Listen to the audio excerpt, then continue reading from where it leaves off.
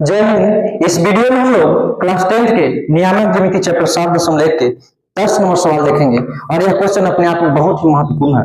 कहता है x और y में एक ऐसा संबंध ज्ञात कीजिए कि बिंदु x, y, बिंदु जो है मान लिया जाए कि बिंदु P है जिसका निर्देशांक x, y है।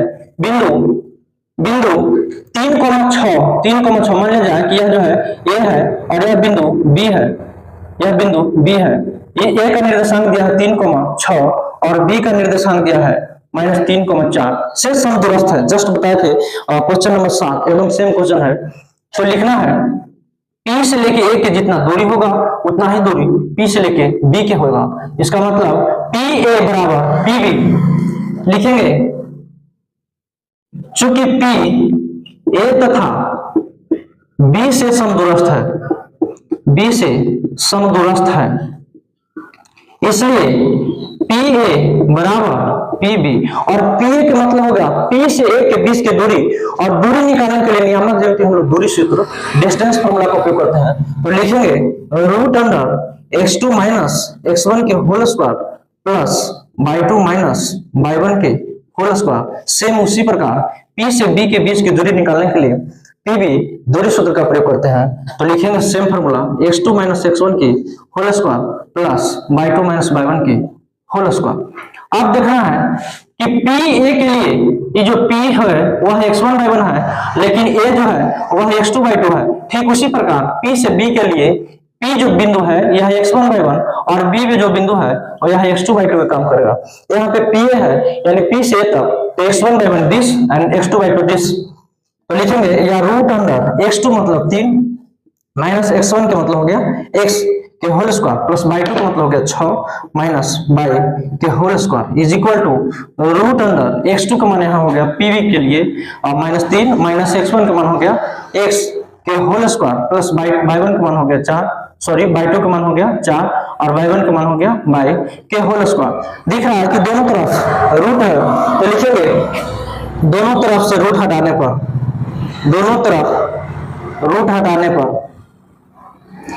पर या कह सकते हैं कि दोनों तरफ वर्ग करने पर तो हमें प्राप्त होगा 3 माइनस x के whole square plus 6 minus y के whole square is equal to -3 minus x के whole square plus 4 minus y के होल स्क्वायर। अब देखते हैं 1 2 3 4 a माइनस b के होल स्क्वायर पे टूटा तो a माइनस b का होल स्क्वायर होता है a square minus 2ab plus b square. पहला को a मानना है दूसरा को b मानना है तो a स्क्वायर मतलब 3 के square minus 2ab plus b square. फिर उसी तरह यहाँ भी उसी तरह से करना है a square minus 2ab plus b square is equal to same उसी प्रकार a square minus 2ab plus B square. ठीक उसी प्रकार ए स्क्वायर मतलब 4 के square minus 2ab plus B square. अब देखना है दोनों तरफ सेम जो क्वांटिटी है राशि उसको काट देंगे। तो यहाँ पे दिख रहा है कि एक्स स्क्वायर है तो यहाँ भी एक्स स्क्वायर है कैंसिल आउट हो गया, यहाँ वाई स्क्वायर है यहाँ भी वाई स्क्वायर है कैंसिल हो गया। अब चलते हैं नेक्स्ट स्टेप आगे की। 3 3 9 माइनस 3 2 6x प्लस 36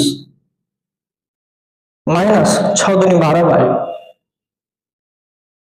बराबर 3 3 9 माइनस माइनस हो गया प्लस 3 दूनी 6x प्लस 16